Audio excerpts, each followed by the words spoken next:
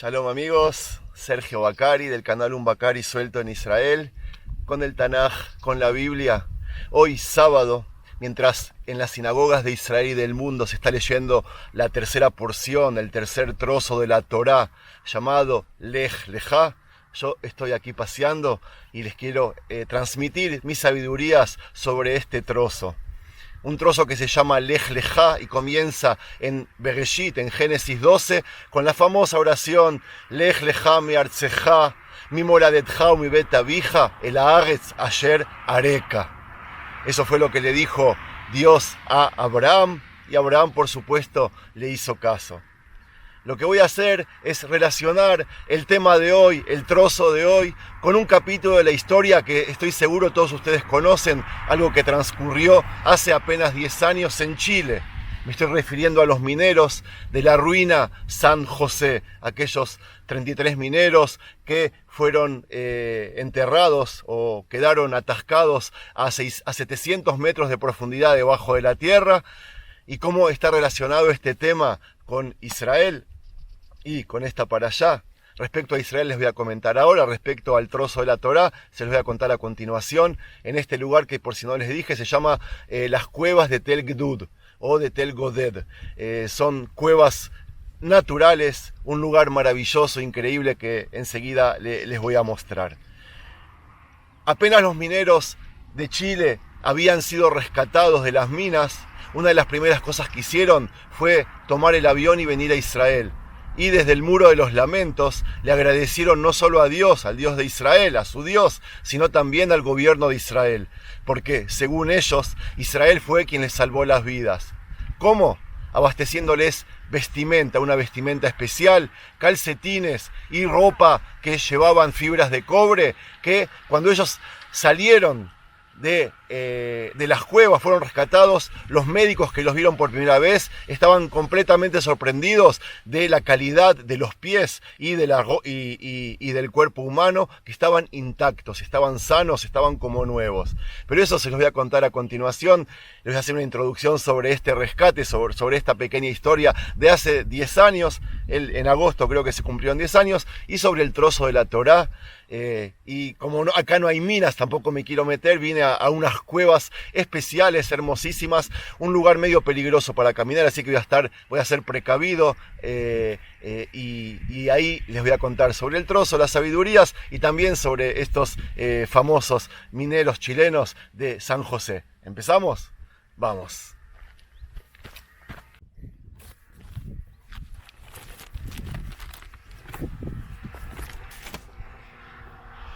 Bueno, vamos a empezar a caminar. Acá el cartel dice que está prohibido y es peligroso entrar porque hay pozos ciegos.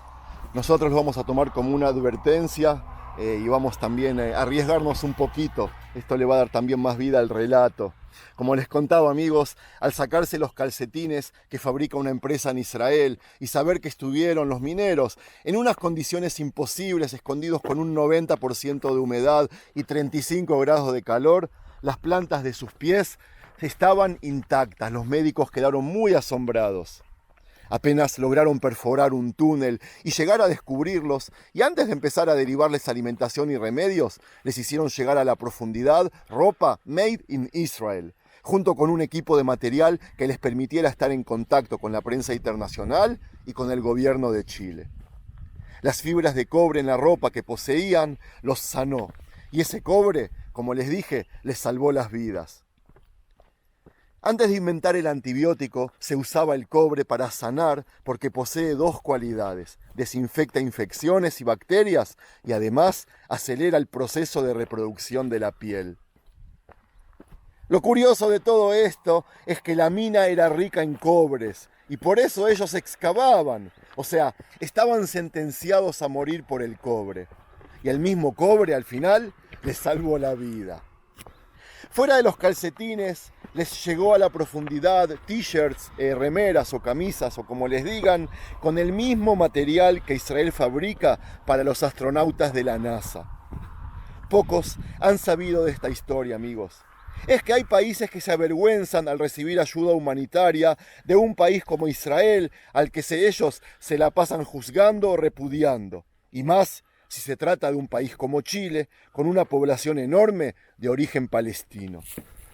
Amigos, esto fue solo la introducción. Ahora les quiero contar un chiste y después sí arrancamos mientras les muestro estas cuevas. ¿Conocen los chistes de cuántas personas se necesita para cambiar una bombita y todas sus variantes? Aquí tienen otra. ¿Cuántos psicólogos se necesita para cambiar una bombita? Respuesta: alcanza con uno, pero la bombita tiene que querer cambiarse.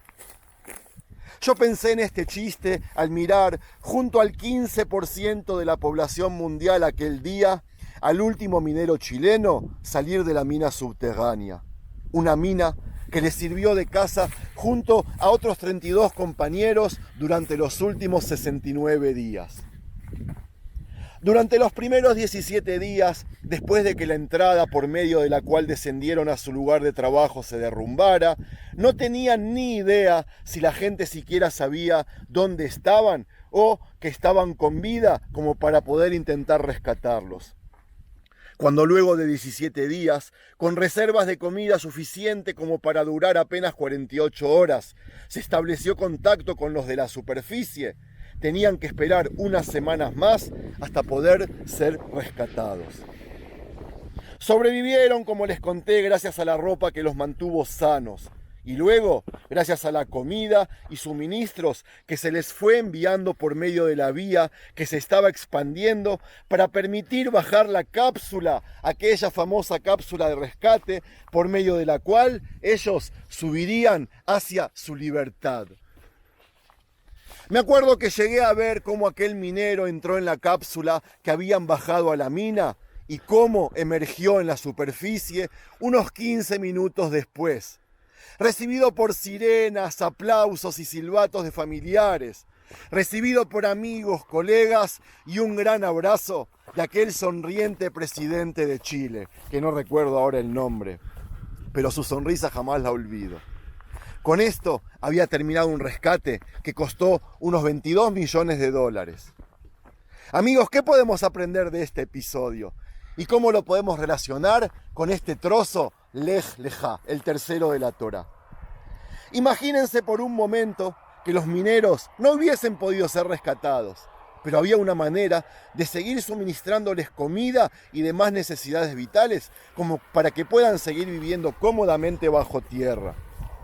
Imagínense que no fueran mineros, sino familias que hicieron rappel en sus vacaciones y de repente se encontraron condenadas a vivir en las minas sin perspectivas de salida en el horizonte. Imagínense, amigos, que pasaron los años y nacieron hijos que nunca habían estado en la superficie, cuya experiencia de trabajar para vivir se reducía a nada más que abrir los paquetes que salían o que les llegaban todos los días de la apertura del ducto. Una vez al año, imagínense los padres conmemorando un aniversario más del día que arribaron a ese lugar, llorando y hablando de volver a una vida muy diferente en un lugar al que ellos llamaban casa. Un lugar donde hay cosas denominadas sol, brisa, nieve, praderas, ríos, duchas, playa, palmeras, caballos, y donde hay billones de seres humanos, donde la comida sube de la tierra, en vez de bajar de ella, como en el caso de ellos. Imagínense a los chicos que no saben lo que es lluvia, estaciones del año o días, escuchando incrédulos de lo que les hablaban esos viejos, y a esos chicos preguntándose, ¿de qué están hablando? Deben estar fantaseando ellos. Imagínense a los chicos preguntando y a los padres respondiendo. Imagínense a los padres que tienen todas las respuestas a sus preguntas y da la impresión que están convencidos de la certeza de las mismas. Imagínense a los hijos que siguen siendo escépticos y preguntándose o diciéndose, es que parece todo tan irreal, ¿cómo creerles a nuestros propios padres? Imagínense que, entre comillas, los inmigrantes, aquellos pioneros que llegaron allí, a la cueva subterránea original, comenzaron a fallecer y ahora tenemos una segunda y tercera generación de habitantes dentro de la mina, dentro del túnel. La generación mayor transmitiendo a la siguiente lo que habían escuchado de sus padres. Los inmigrantes, aquellos primeros que habían bajado, pero sin poder responder a todas las preguntas sobre la vida en la superficie, sin poder comprobar la veracidad de información que recibieron de sus padres, ya que nunca habían experimentado una realidad fuera de aquella mina subterránea en la que aquí estaban atrapados, en la que estaban viviendo.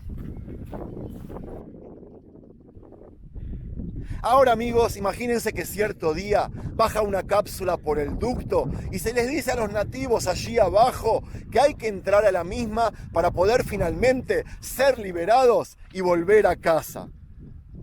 ¿Se imaginan su reacción?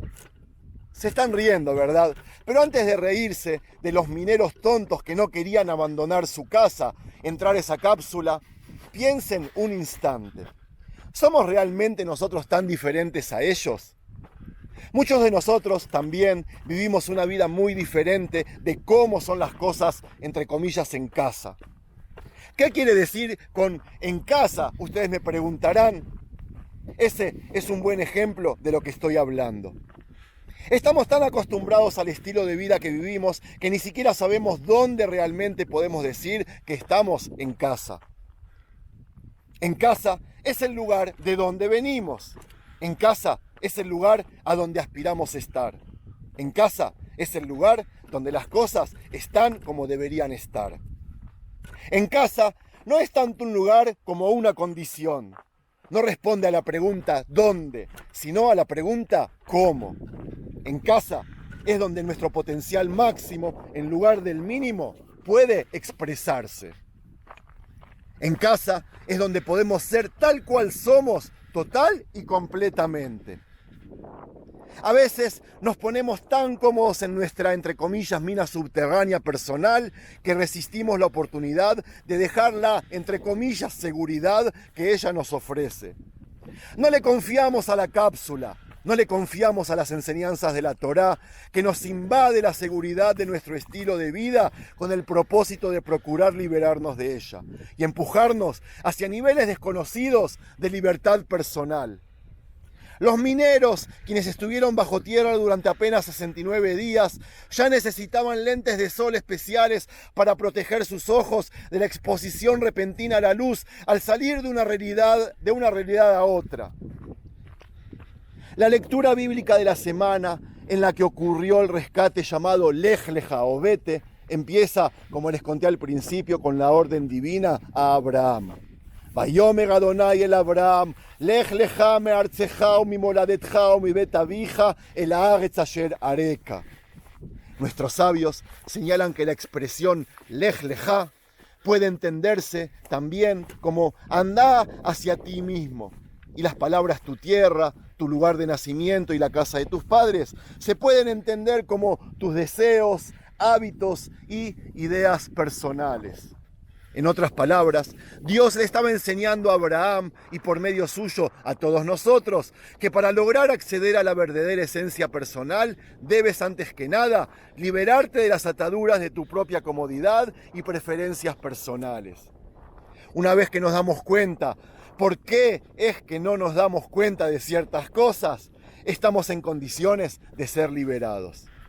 Para poder liberarnos de nuestra realidad subterránea, debemos querer salir de ella.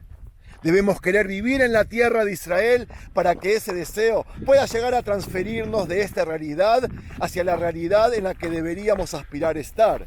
Yo, amigos, lo hice hace 34 años y como Abraham salí de las minas y me elevé a la superficie. Me introduje en una cápsula llamada Elal y llegué a la tierra de Israel. No saben qué sensación se siente. Realmente me siento en casa. Y así como el patriarca Abraham, yo también dejé todo y me vine a la tierra que él me mostró. Y jamás dejé de caminarla. Porque cada paso, cada centímetro de tierra que recorrí, que sigo recorriendo, ahora me pertenece. Y eso, amigos, era lo que les quería decir.